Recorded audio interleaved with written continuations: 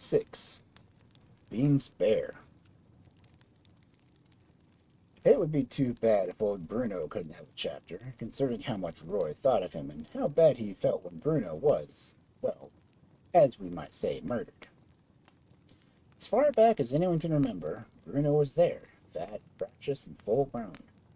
Other bears came and went, but it looked as if Bruno might go on indefinitely. Roy had a cage for him, but never thought of asking him to stay in it. Most of the day he was attached to a corner post of the porch or by a chain long enough to allow for a little circulation. The rest of the time he was fastened to a post midway between the tracks and the saloon. He and Roy got along fine. They had similar views on a good many of life's problems. They're both rugged souls who put up with no nonsense, and at the same time they liked to get friendly and relax with the right people. They were both inquisitive and anxious to pick up anything that came their way. They're specialized in poets. Both were also apt to be a bit of a shock to people who are unprepared for beans, or bears. One day a tramp got off a freight train at Langtree and made a beeline for the well-known charity of the Jersey Lily. Roy was ruminating on his porch and heard the hobo's plea. "Go on round behind the saloon," he said. "Knock on the door. They'll give you something." Joyfully the man skipped around the corner. 6 seconds later he came tearing back in a mad scramble, eyes popping, face pale, and coat missing. "What the hell's going on here?" demanded Roy, startled out of his missive calm.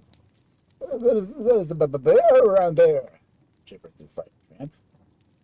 A glance around the corner revealed the bear on his hind legs holding the tramp's coat and wondering what to do next. The man had run smack into him, and Bruno was suffering from shock. Naturally, being law west of the Pecos, Roy assumed the right of putting everybody else to work, and that went for Bruno. One of the bear's jobs was to assist the judge in carrying out the mandates of the law.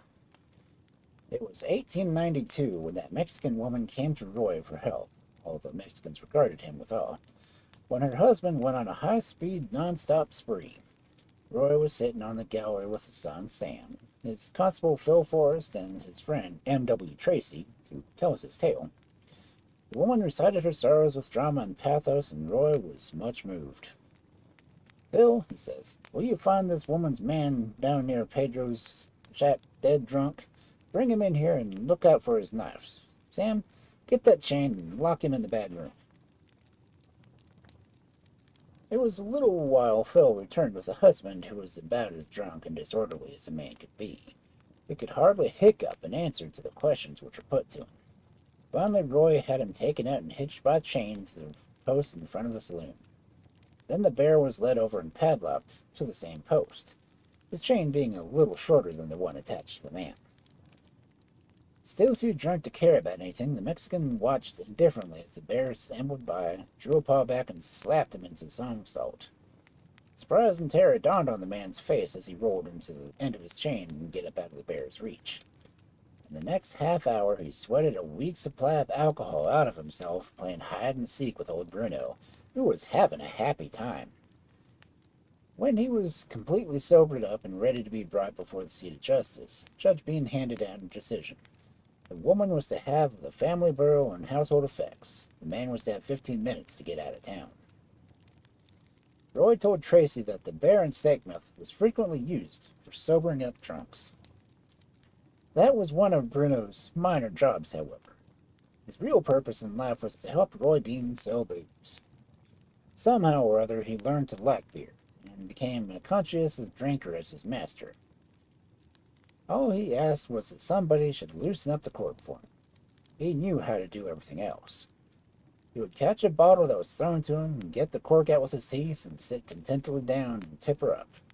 But of course people were always willing to buy a bottle of beer just to see the bear pour it down, and sometimes along about train time, Roy would provide his pet with a free bottle so that passengers on the train could see, visit, and absorb. Once the bear is supposed to have got drunk, broken loose, and run the judge off into the brush. But that story is too good to be true. Bruno sometimes took offense at evasions at his personal liberty, but it was careless strangers who suffered for their rash acts. He did put a brakeman on top of a boxcar once, but it didn't do any harm. The brotherly relationship between Roy and his bear was really a beautiful thing, But like all beautiful things, it had to end. Without realizing what he was doing, Roy committed an act which made bare bones and bare skin out of Bruno. The seed was sown when a whiskey salesman for Hugo Schmelzer dropped in for a routine call. Some say his name was Sam Betters, or some say his name was something else, but Sam Betters will do. Like all the other liquor salesmen, he expected to be soaked when he visited the Jersey Lily, so he had brought drinks for the crowd, including Bruno, and saw half a dozen empties counted shyly with the bottles he really had bought, prepared to pay more than he really owed. Deep down in his pocket, he fished for change and brought up nothing but a $20 bill, a new, crisp, and noisy. It made Roy's eyes bulge and mouth water, but he merely put it into his cash drawer and got a faraway look in his eyes, and seemed to forget the world around him. The whiskey salesman finally said, "Judge, I don't get any change of that bill."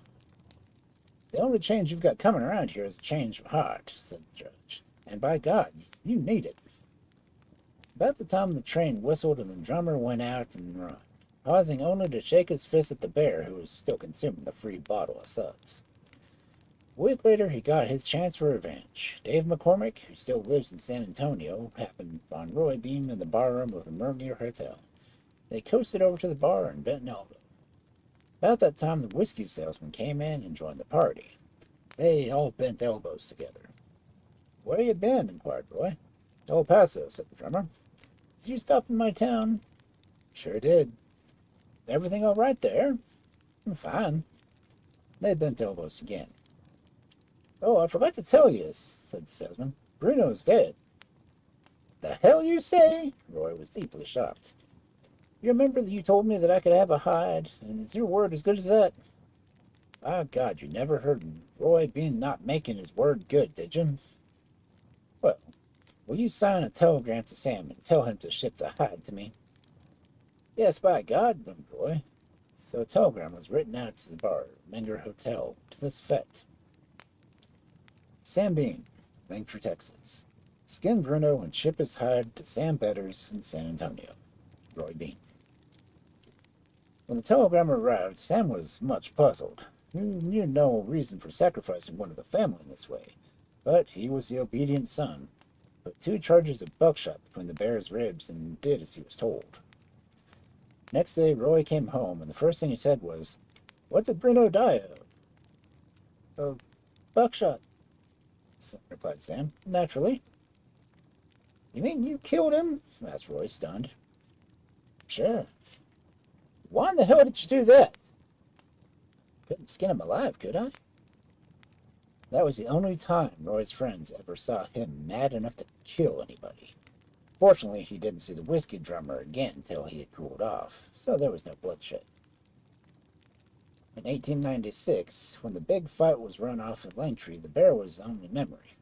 A mangy mountain lion occupied the historic stage and snarled at the fans who went and looked at him.